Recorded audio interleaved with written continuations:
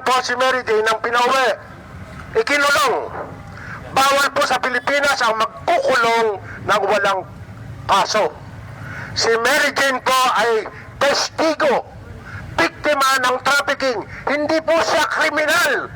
Bakit may kukulong? Preventive, ano ba yan? Protective custody. Hindi maipaliwanag ng Department of Justice.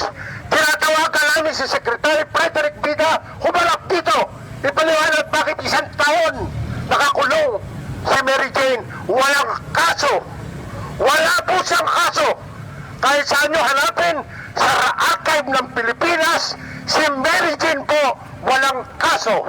Nulong krimen, nulong pena si Deleche. Wala po siyang violate na Philippine law. Tandaan nyo po yan. Illegal detention. Yan pong ginagawa ng Department of Justice. Hindi sasabihin preventive custody o protective custody. Eh walang kaso.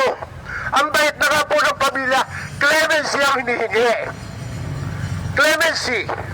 Kaya para luminaw yan, si Pangulong Bongbong Marcos, si Frederick Bida, sekretary dito, dapat humarap, kausapin si Mary Jane at ibigay ang kalayaan.